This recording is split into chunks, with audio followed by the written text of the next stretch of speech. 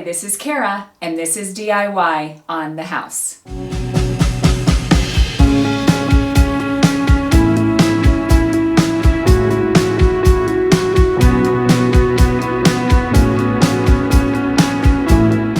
I get to bring you back to my favorite hobby, which is crocheting. So today I am going to show you how to crochet this little dishcloth. You can make it as big as little as you want, so it could be a dish towel, but the difference in this one, it takes 2 stitches, but you stitch in the back loop.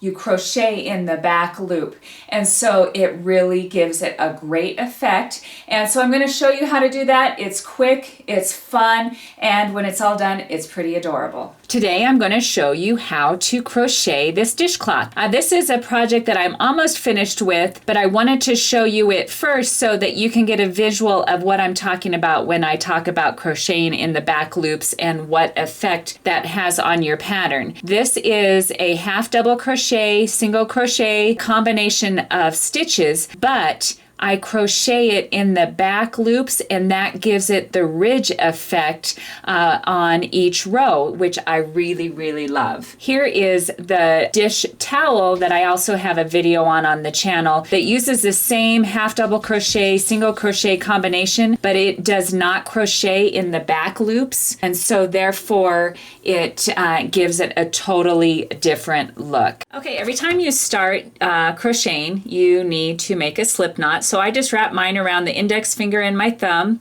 give a little twist, and pull up the crochet thread. I'm using a size H hook, so I would say maybe a G, H, or I would be a good size hook for this project.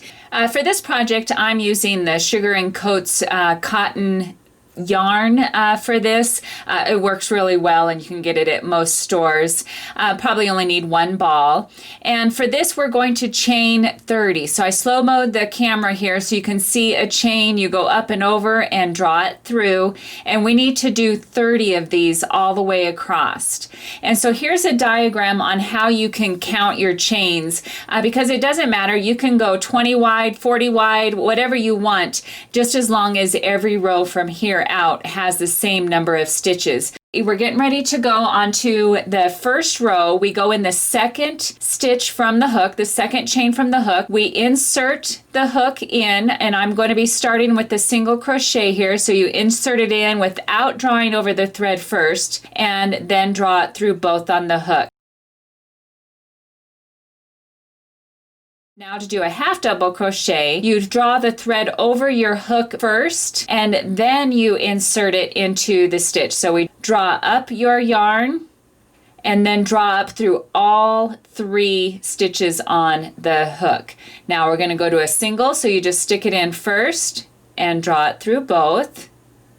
And then a half, you wrap it over first, stick it through, and draw it through all 3. And you just continue that pattern all the way across, going single, half double crochet, single, half double crochet. And so when you get to the end, you need to be able to count that you have done 29 stitches. So start counting from your hook and count across, and when you get to the end, the 29th one is made up of the stitch from the row before. So this one is made up of the chain. So you're going to go ahead and count that one as your 29th. But here's a little diagram you can look to see how you can tell which one was a single crochet and which one was a half double crochet. It's just a slight little variation of how the thread goes horizontal on the half double crochet. But again, it doesn't matter. If you happen to do 2 half doubles in a row or 2 singles in a row, it still will look really nice. So don't worry about that.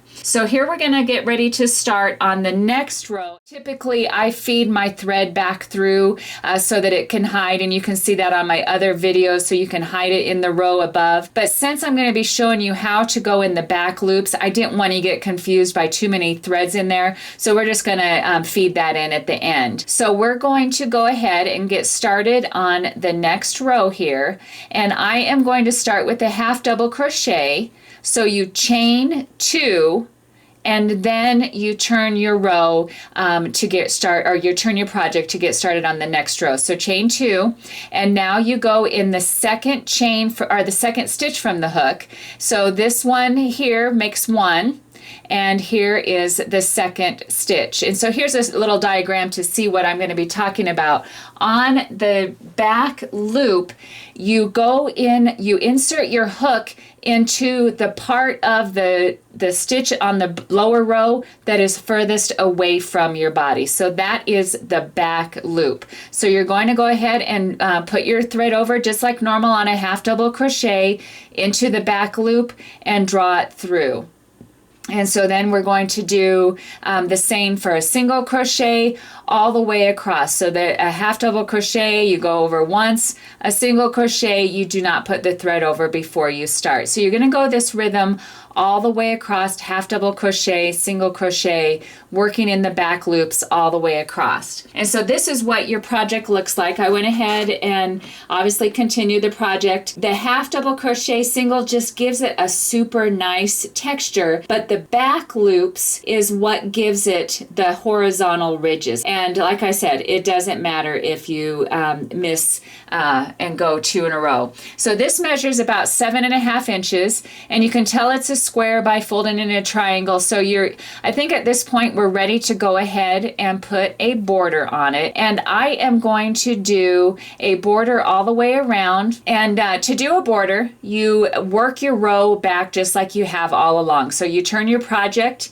and you chain 2 to start your row. So we're going to go ahead and chain 2 to start your row all the way back. And then you turn your project, and we are going to do stitches in each of the rows, each of the stitches all the way around. When you get onto the sides, it is a little trickier of guessing where your row ends, since we're doing the pattern on the side as well, but you'll see once you get going. So we're going to put the stitch in, and we are going to do a half double crochet all the way around. So here we are to the corner, and on a corner, in order to make it go flat, you need to put 3 half double crochets in that last stitch, and this will keep your project square and keep it flat. So do 3 half double crochets in each corner as you continue around your project. Okay, and now you continue. At the end of each row, you put 1 half double crochet in the end of each row as you go down the side of your project.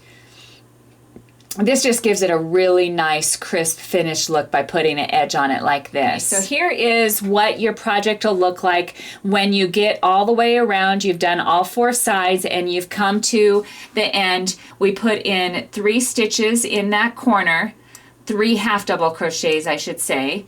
And then once you have completed those 3, then we will do a slip stitch to the row, to the top of the stitch of the beginning row. And you just simply draw over your thread. You're not doing a single crochet or a stitch here. You're just going to put your hook through in the top of that stitch, and you're going to draw up your thread.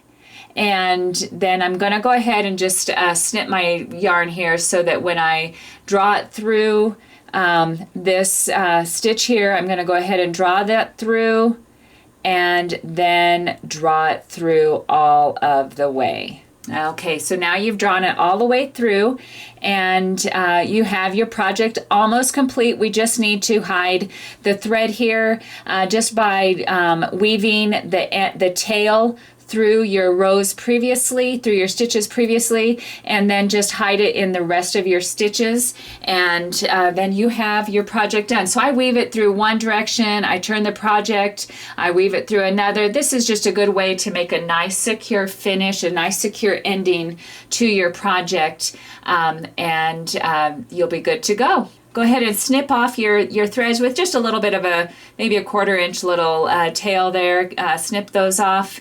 And here is what your finished project should look like. So I really think that this is a fun pattern. The variation of the half double crochet, single crochet, and then in the back loops just gives it a super cool look. Okay, I hope you were able to follow along on the instructions on the video. If you have any questions, please comment down below. I love hearing from you guys. If you have any pattern ideas of your own, please shout out to me because I'm always looking for new projects. As always, give me a thumbs up, subscribe down below, and check back often to DIY on the house.